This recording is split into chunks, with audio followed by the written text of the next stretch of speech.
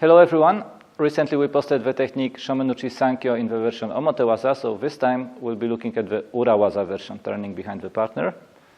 So stay with us and we'll explain the technique and do a little demo.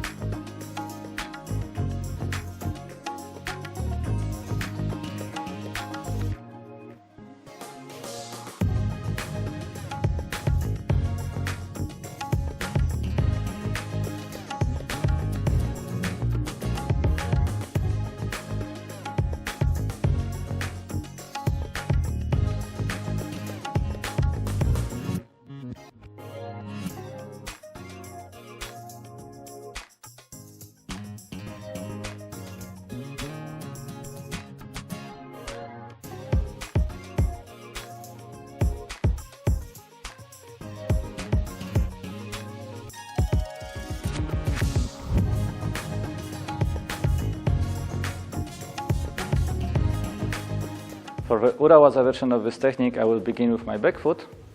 And first step I take is setting my foot next to the foot of the uke, to the front foot of the uke. Okay, from here I can start pivoting around. And as the uke gets a bit lower, I will enter with the foot on which I was pivoting. I will enter a little bit forward to lock the uke in this position. And here I can actually change my hands to take the Sankyo. So from here, I will move the uke a little bit up and step with my front foot to the side behind the uke. So it's really stepping behind the uke and to the side. And then I start pivoting, opening the space where uke can go down. And as uke finishes down on the tatami, I can descend on my knees, positioning again my knees on the sides of the shoulder of the uke. So here is the head, here is the side, here is uke's shoulder. And I can apply the pin from here. So after the footwork, let's have a look now at the work with the uke. So again, as for the omote waza, I will initiate the contact here for learning in the static version in Kihon. And my first movement is to get to the side, like get my foot side to side with the front foot of the uke, cutting a little bit here, a little bit in front already, like moving into the spiral, like for Ikkyo, but touching the center line. And as my elbow goes a bit down here and I start cutting, normally uke's elbow will go up a little bit, which allows me to grab it from underneath here. So I really want to grab the elbow. I want to grab the elbow here from underneath, touch a little bit on the center line, which gives me also a bit of control. And when I let the uke come back into balance, I will pivot on my front foot, opening up the space for the uke to fall into the space here. And as the uke goes down like to this level, I will step in with my left foot, locking the position. So this is a position where I can control the uke. I have Sandra's balance, I can control her. She's not able to really go against me in this position here. Even if she tries with the other hand, I can just push her.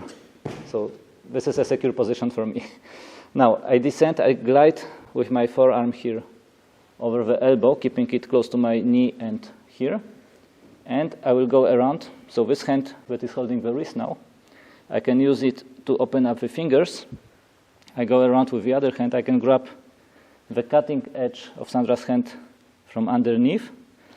And this time, so for the omote waza version, I was bringing her hand towards my chest. But this time I will grab with the other hand her fingers as if I was holding a sword here, a boken or a katana. Okay? And same way, when I'm going up, I will move it like it's as if I was holding a katana in front of me, making sure that the elbow doesn't go backwards, because if I release the elbow, she can come back. So the elbow has to stay a little bit forward, and I'm connected into the shoulder, into the center line here. So she cannot turn towards me. From here, I will be cutting down again like a sword cut going down with the left hand and moving with the foot here behind Sandra, okay? So as I start moving and cutting, her elbow gets lower. I can take it over with the other hand and pivot around here, okay? And we'll not pivot too much just to stay in front of the camera. But as she goes down after the pivot, I descend on my knees, one knee close to the head, the other a bit closer to the hip. I have the Sankyo here, so I can take the Sankyo over with the other hand, coming around, grabbing the cutting edge of the hand, get it on my shoulder, on my chest, secure the elbow here with kind of cutting movement towards the head. And from here I can, so now when my body is moving, the arm of the uke is moving with my body. So as I sink my body, it's sinking the shoulder into the tatami. And if I lean towards the head, it's moving also uke's arm towards the head, and this is actually application. So sinking the shoulder into the tatami, and if necessary, depending on flexibility of the uke, leaning towards the head, is the application of the pin. So thanks for watching, and hope to see you again in the next video.